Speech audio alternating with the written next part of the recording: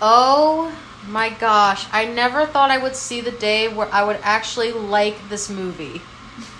And my bean fucking did it. Well, I get you into a lot of things. But this was okay. I don't really know how to start this podcast. Hello? Hello people. Hello non-binaries and female, male, whatever you identify as. I don't know. Whatever you identify as, welcome. Welcome to the CharmingAnalysis podcast. Today, we're going to be talking about Megamind. One of DreamWorks' most underrated movies in our opinion. Which is kind of sad. I mean... Because this should have got more hype than it did. To be honest with you. I think at the time it didn't, and now it's starting to get it. But the thing about it is... It's already too late.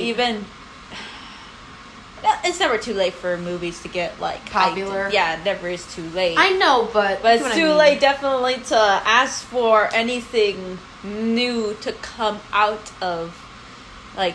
It's of this series? Yeah. Well, then again, they could make a second movie. If they really fucking honey, do you know there's a lot of movies that came out years ago that they're finally making sequels for? Yes, I know. So I would not be surprised. But then again, this came out this is how old you can tell I am. This movie came out in 2010.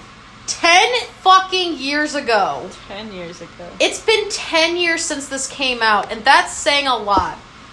Because it's like, I was still a kid when this came out. But I'm like... I was a kid too! I know, but like... I have a lot to say on this, but Jay has a lot more to say about it because they actually really genuinely like this movie. I really love this movie, honestly. Okay, so who do you want... Okay, so basically, why don't you give the synopsis of what Megamind is? So Megamind is a superhero origin story? Or a super villain origin story? You could probably consider him like an anti-hero. It's an anti-hero story about a supervillain who just keeps on like enjoying what he does, always enjoys fighting Metro Man, and then one day he accidentally kills Metro Man. And this is a story of what if the villain actually killed the hero. And what would the villain do with the world? Like, it's one of those stories. And how does he cope with the fact that he has no one to fight anymore? So that's pretty much what it is, but it's mostly played up for laughs and hijinks. And shits and giggles. And shits and giggles with some dramatic elements thrown in. But yeah, that's basically what Megamind is. And for the record, okay, I did see this movie when it came out. However, I did not like it when I was a kid. Why? I don't know why. This is the thing. I liked everything when I was a kid, so I can't complain. But I never knew why I didn't like this movie as a kid. I think it's because a lot of movies came out around the same time that sadly it didn't seem that good to me. Despicable Me. Like, Despicable Me came out at this time, and I forgot to turn my phone off. Despicable Me came out at this time, along with like a couple other movies. What other movies came out around this time?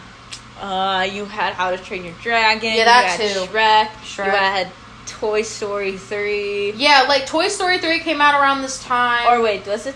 I think no, that was 2000. Wasn't it 2010? I don't know. I think it was something like that. But that came out around then. We also had How to Train Your Dragon and stuff like that. Those movies, in my opinion, shined a lot better than Megamind, sadly, which is a bit sad to say. Because How to Train Your Dragon came from DreamWorks, too.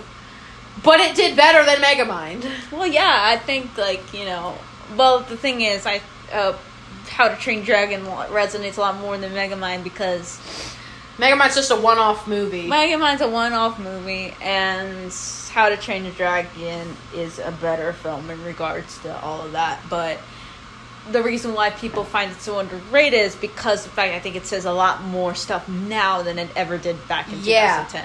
Because if you think about it, like... This is a film that aged beautifully well. Surprisingly, for me, this aged surprisingly well. Because I hated this movie as a kid. I don't know what I hated about it. It just didn't vibe with me for some reason. I just couldn't vibe with it. But then now that I've seen it 10 years later, I actually like it now. Now that you've seen it 10 years later. Again. Again. Has it really been 10 years? Yes, it's literally been 10 years. So you have not seen it since it like came out? Yes. I have not seen it since it came out because I was not that might into as well it. be a new viewing for you then. Pretty much. It's been like ages since I last saw it. But I actually like it now that I've seen it in my adulthood compared to my childhood. Well, yeah, because you're not a dumb little kid anymore, you know? Shush. But you can now enjoy the magnificent beauty of Megamind that I've seen since I was a kid. But let's not talk about that. But yeah, basically, what did you think of Megamind after seeing it like a second time? I've seen it like off and on throughout the years. But this isn't the first time. But have you noticed anything different, I guess, since when you first saw it? Yes, I have. Explain. I have. Well, it's no shock that I extremely liked this movie when I was a kid, and that's just because I've always just liked the perspective of the villain, and like animated movies were coming out around that time where it was from the perspective of the villain or the person. People always like had the underdog story in animation, and that's not anything new. But it's different when it comes from the villain's perspective. It's different when it comes from a different. villain. Yeah, it hits different. Oh, this shit be hitting different. Oh, this shit be hitting different. But here's the thing. If underdog story from a hero sense to a villain sense, it hits different. It hits way different. Yeah, especially when they like to be evil. Exactly. Like the idea of like an underdog story from a villain's perspective, it hits a lot different than when a hero does. Yeah, you understand why. Why they do the stuff they do. Yeah, they understand why. Because with the underdog story, we've seen that before. We've seen so many underdog stories where it's like, oh, this person is like, maybe one step away from being a villain themselves, but you never get the perspective of they already crossed that line into villainy. So what happens when what happens when somebody like that hits rock bottom? Like, it's a new perspective, and I really like that very much, which is why I'm never going to really get tired of, like, Megamind. I guess, like, films like it, where, like, I understand, like, some people might have a gripe of, oh, this was once a bad person or a villain, like, not an actual, like, evil person. I mean, like, well, now you get it more nowadays with the fucking Tumblr effect, but, yeah, with muifying, like, actual bad people, but, like, in a cartoony sense, a villain, where they're like, oh, like, they secretly have a heart of gold, but they don't, like, they want to still do villainous things. Here, it's like Megamind, he gets his joy from doing evil, villainous stuff. Because every time he tried to do actually good stuff, he sucked at it. Yeah, so this was like his thing. Yeah. Until he realized, I can actually do shit. Yeah, he realized that he could do something. He could strive to be something that wasn't something evil. else, while also attributing his attributes, which is clearly, like, big ass brain, and big ass blue head, and blue head experiments. He is an inventor. He creates things. He created a fucking minion. He created suit. Well, he created a minion suit. He he designs. He designs like ray villainous. Guns. Yeah, what he has to fight the villain, which is Metro Man, who's just all about, like, strength and, like, power. Yes. And, like, godly shit.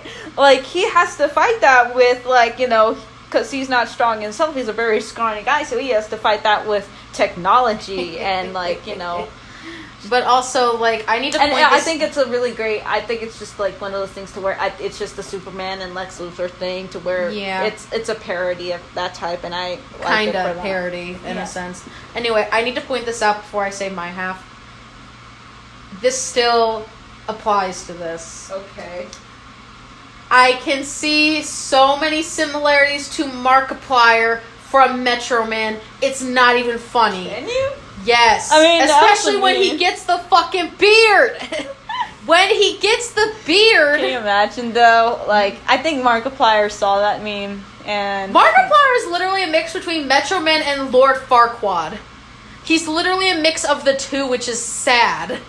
It's sad to say that. Let's be honest, Markiplier looks a lot more like Metro Man than he ever will Farquaad.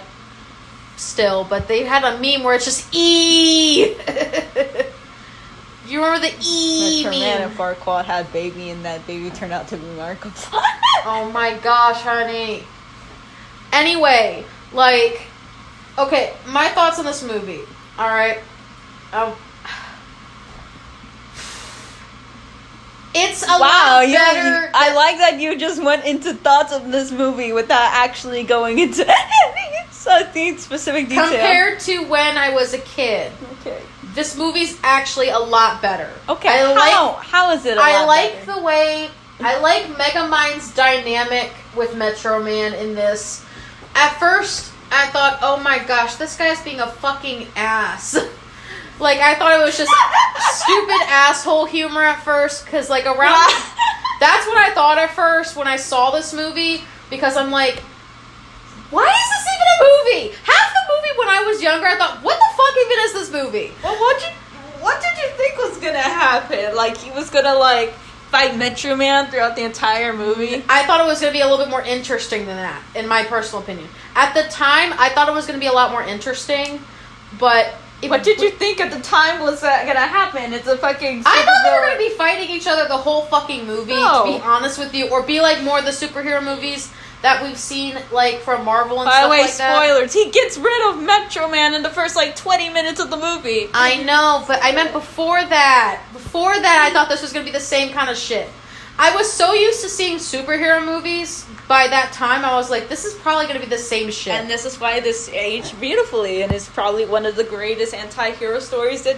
Surprisingly, yeah. Now that I'm looking at it with like a semi-fresh set of eyes compared to when I was a kid, this movie did age pretty well. Like, the animation still looks good. 10 years later! It's 2010. It's gonna 10 years later, it's still good. Even though I still hate, like, Titan and shit like that. I still hated Titan. He was the worst villain when I first saw it. I thought he was the worst fucking villain I ever seen. But was he? Yes. And what do you think of him now? He's an asshole. But he's just as much of an asshole as I first saw the movie in 2010. Okay, he's still an ass. I got a point about that. And many people have pointed this out already. What? He is meant to be a cleany, creepy weirdo who literally did all this because he wanted the girl, and he thought because of the fact that he was a quote unquote, like, you know, he was sweet, that means he could do anything because, oh, I'm just like, you know, innocent, like, nerd over here, like, you know, I don't need it, like, if all I need is Metro Man's good looks and stuff like that, I don't need to, like, try in personality or anything like that. And I was just like, and you know bitch, what? Are you kidding me? You know what? I think that's probably the smartest, that makes Hal, like, himself to be probably one of the, like, the smartest, shadiest guys ever. He's just as bad as Syndrome from Incredibles. He is. I don't know who's worse. Falls into the Syndrome category. Okay, where it's like who's worse, Syndrome or him? Who's worse, Syndrome or him? But if you had to pick between the two, who's worse? Syndrome or him? Or Titan? Syndrome's written better, a lot better. But I mean, what do you really want to get into the debate on whether or not Syndrome and Hal? But they're in the same kind of category. They both saw people they looked up to. They both wanted to try and, like, be with them. Hal didn't really look up to Metro Man. He just wanted to steal his girl. No, not Metro Man. I meant him to the girl. Yeah. Okay, look. But he was one really guy looked up creepy to somebody else. They were both creepy as hell about it, and ended up being the fucking villain because they didn't get their fucking way. That's literally the same kind of thing that Syndrome did in The Incredibles. Well, the only thing I can do is that they didn't get their way, so they decided to turn evil. That's pretty much the only. But the only difference between the two is that Titan had a love interest, while Syndrome had a father figure. One's a fanboy and one is a creepy incel. How about that? Basically, yeah. That's basically the only difference between the two. But they're very similar in backstory. But it works. It works, though. You know, having the nice guy being portrayed in a kids animated family movie, I don't think would ever be done even by today's standards. Like, it's still the same, like, even if we were going to go, like, okay, you're gonna do a movie about, like, some guy who's gonna, like, you know, who's an evil and, like, you know, uses technology or the internet or is superpowers and stuff, it's always gonna be that type of person that's like, oh, look at me, I'm the one no villain who uses technology and cyberbullies, yada yada yada. Like, I had no depth to me whatsoever. Here it's like this is the underdog story, but the underdog is played as the actual villain. Yeah. And I find that immensely interesting because it makes you want to see, like, Megamind, like, you know, succeed in his quest. Yeah, you want to see Megamind fucking beat this guy. Like, because he deserves it. Honestly, yeah. He deserves it. He really does. Like, he thought he could get away with making another supervillain, like a superhero, but it literally fucking backfired on him, but to the point where his minion basically almost died. Spoiler alert. His minion almost fucking died because of this. And he's big in a fish in a big-ass gorilla outfit. It's basically what he is. Played by David Cross. Yes, but okay. I will say this though. I thought the sidekick was my favorite character compared from now to 2010. I still think he's my favorite character. Of course, because you gravitate towards, like, cute things. Well, he's cute, but at the same time, he's naive. He's naive but caring. He cares about Megamind's well-being. Yeah. But he also wants to... He enables it. He enables it, but not in a bad way. He's trying to do what he thinks is a good for him, in a sense. But at the same time, Megamind's literally pushing him away from everybody else. Yeah. So it's sad, but at the same time, it builds up his character. In a sense, I feel like it does. I think it does. I think the minion is just there to be just the average sidekick. I don't really see much depth in minion. I can kind of see a little bit, but that's just me. Not completely, but I see a little bit there. Okay. I just feel like they could have pushed a little bit more. I want to talk about my blue boy. I want to talk all right, about my blue then, boy, please. Then all right, and then we'll compare if they did make a second movie or a sequel, and then we'll rate it. First off, they're never gonna do that. Well, you never know. Shark Boy Lava Girl getting a fucking sequel. You realize that? And it's been 10 years. Who the fuck what's his name? You realize that? Jeffrey Katzenberg, he won't let it. He literally canceled these movies from ever getting made ever again. Parodies. For Megamind? Yeah. So it's just going to be a one-off thing. They're never going to make another one. DreamWorks never wants to intentionally make a parody of, like, Megamind? Yeah. They never want to go any further than what they did. No, because there were bombs. Every time they try to do something what if they decide, hey, let's give it another try? Well, if that's if DreamWorks ever makes money in the future, then they'll give it another try. I know, but we'll talk about that in a second. What do you need to say before we talk about that? I doubt they will, because... Or do you want to talk about that now? Let's talk about it now. What? Okay. If they made a second movie, what would your thoughts be if they made a second movie? I don't know. Like, I would need to know how it's going to play out first. Watch it, and then compare it to the first one, because, to be completely honest, I mean, I don't think, like, you could follow up with something like that. We're just going to watch an evil genius. It's going to be exactly like Despicable Me 2, where he uses his powers for good. It's like, we already have that. It's called Despicable Me 2.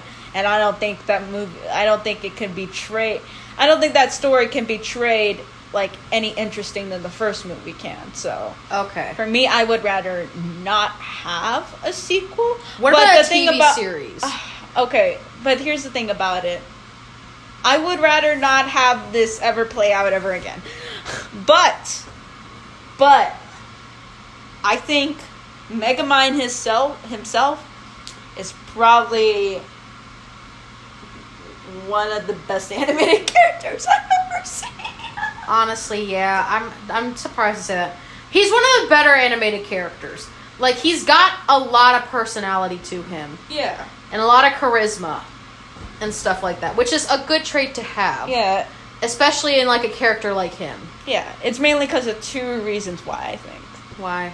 Because, one, the animation still holds up because it's a very, like, unlike the humans, it's a very smooth texture model that he has on his face, so he can really be emotive, and he can really, like, move around and, like, be expressive, and it still holds up. It still looks great. And also, probably one of the best cases of celebrity voice acting that I've probably ever seen. Will Ferrell, I've never heard that voice really in any other character, and the way that Will Ferrell's already, like, varietied in comedy, and already in himself he brings his own energy to it, so it's like, it's not like I'm, like, seeing Will Ferrell play this, like, blue alien. I'm actually seeing character. Yeah, I'm actually seeing him being Megamind. Like, I actually see a different character to him than just him playing, like, Will Ferrell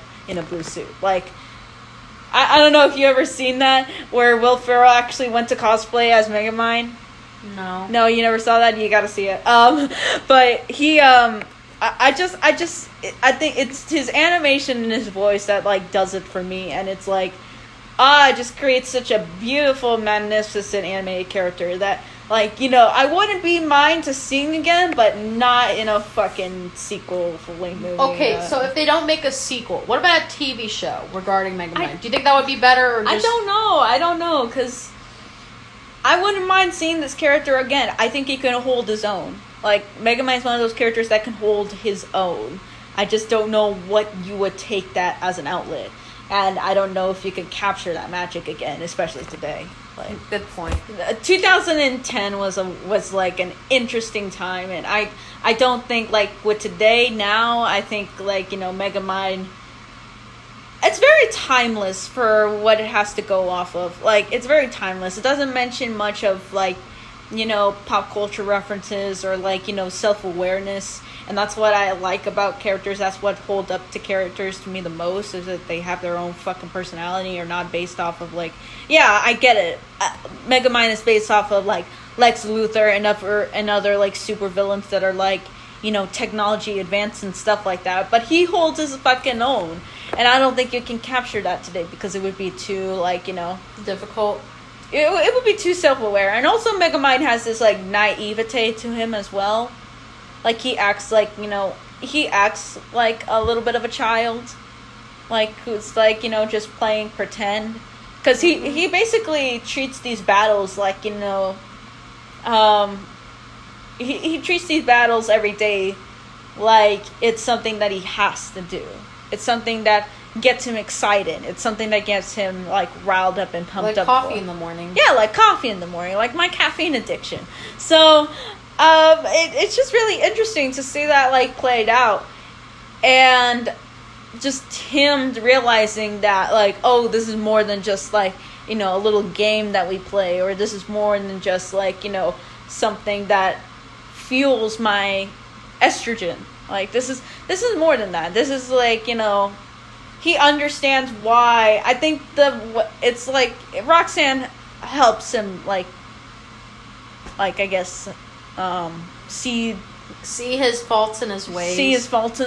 But I think it's also the fact that he stops treating the whole superhero battle like a game. Mm-hmm. And he actually starts to see actual human emotions in human beings. And, like, I don't know, I just find it so interesting. Again, I would like to fucking do another, like, put it on the list as animated films that I need to talk about in full length and detail, but I could talk a lot about this movie. But Megamind, honestly, like, it's such a fun movie, and he's just such an enjoyable character that he carries this movie for me, to be honest.